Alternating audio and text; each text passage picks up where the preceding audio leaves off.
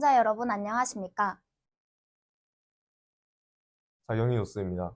최근 울산 지역에서 대학생을 상대로 보이스피싱 범죄가 급증하고 있다는 소식을 입수했습니다. 저희 자경이 뉴스에서는 피해 학생을 만나 인터뷰해보았습니다. 남우선 기자가 보도합니다. 최근 울산 지역에서 대학생들을 상대로 등록금 사기와 같은 보이스피싱 범죄가 급증하고 있습니다. 학교 번호랑 비슷한 번호로 문자가 왔길래 봤더니 대학 등록금 문자더라고요. 합격자 조회 링크도 있고 등록 기간 이런 게 다 세부적으로 기록되어 있길래 당연히 대학교에서 보낸 문자인갑다 하고 등록금 송금을 했는데 며칠 있다가 등록금 납부 기간에 급등하는 범죄를 예방하지 못하고 보이스피싱을 당하게 됩니다. 개인적인 예방 대책을 잘 알아보고 범죄에 대응을 해야 할 것으로 보입니다. 자경이 뉴스 남우승입니다. 네, 신학기 등록금 납부 시기에 맞춰 보이스피싱을 비롯한 금융사기 범죄가 급증하는 것으로 보입니다. 그러나 대학생뿐만 아니라 노년층도 금융사기로 인해 상당한 피해를 입고 있는 것으로 나타났습니다. 네, 최근 피해를 입은 울산 시민과의 전화 인터뷰 한번 들어보겠습니다. 한 달 전쯤이었어요. 모르는 번호로 아들이 다급하게 전화가 와서 사고가 났는데 병원비가 필요하다면서 돈을 보내달라고 하더라고요.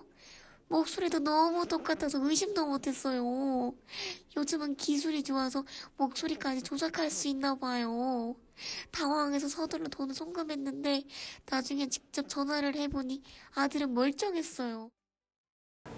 네, 청년층뿐만 아니라 노년층의 범죄도 상당히 심각한 것으로 보입니다.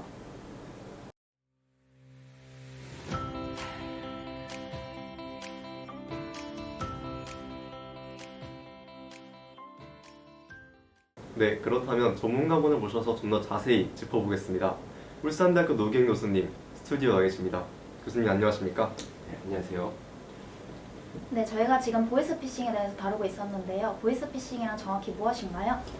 보이스피싱 범죄는 전화를 이용해 금융기관, 정부기관, 지인 등을 사칭해서 피해자로부터 금전을 탈취하는 일종의 전화금융 사기의 한 유형입니다. 보이스, 음성이라는 뜻과 그 다음에 개인정보 탈취라는 뜻의 피싱의 합성어로 주로 전화, 문자, 메신저를 통해서 이루어집니다. 아, 네, 보이스피싱이 금융사기 전화의 한 일부군요. 그렇습니다. 네, 교수님 그렇다면 보이스피싱 범죄자들은 어떤 처벌을 받게 되나요? 보이스피싱 범죄는 기본적으로 형법상 사기죄에 해당하고요. 형법상 사기죄 적용이 불확실한 경우에는 보이스피싱 범죄는 통신사기 피해 환급법에 따라서 처벌이 됩니다. 다만 기존의 처벌 수위는 형법상 사기죄로 10년 이하의 징역 또는 2천만 원 이하의 벌금이었는데 범죄의 심각성에 비해서 이 처벌 수위가 낮다라는 지적이 많았습니다. 그래서 현재는 1년 이상의 유기징역 또는 범죄 수익의 3배 이상, 5배 이하에 상당하는 벌금으로 대폭 처벌 수위가 상향되었습니다. 또한 기존에는 처벌 규정이 없었던 단순 조력행위에 대해서도 5년 이하의 징역 또는 5천만 원 이하의 벌금을 부과하게 되어서 이 법적 대응력이 향상되었습니다. 네, 기본적으로는 형법상 사기죄, 그리고 이형의 불구형의 경우에는 통신사기 피해 환급법으로 처벌이 가능하다는 점, 그리고 기존에는 처벌 규정이 없었던 단순 조력행위로도 처벌이 가능하다는 점 잘 알겠습니다.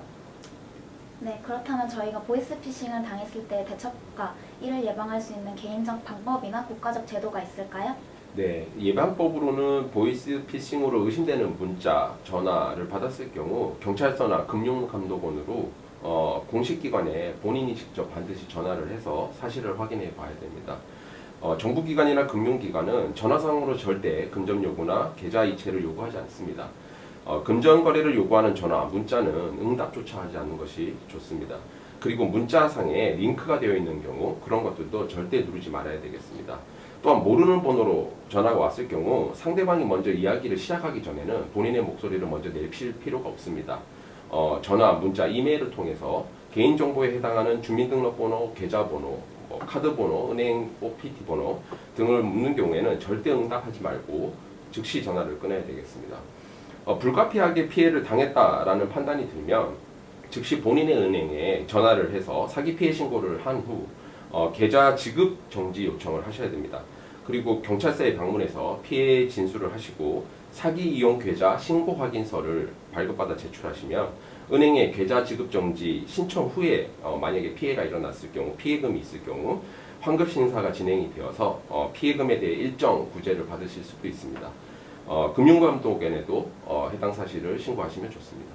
아, 네, 그렇군요. 그렇다면 시청자분들은 교수님 말씀을 잘 기억하셔서 보이스피싱에 당하지 않도록 조심해 주셔야 될 것 같습니다.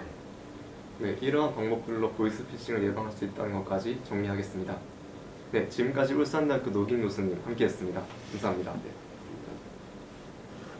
네, 지금까지 보이스피싱에 대해서 알아보았는데요. 시청자 여러분은 보이스피싱 예방법에 대해서 잘 알고 계셔야 될 것 같습니다. 네, 지금까지 자경이 뉴스 마치도록 하겠습니다. 시청해주신 여러분 고맙습니다.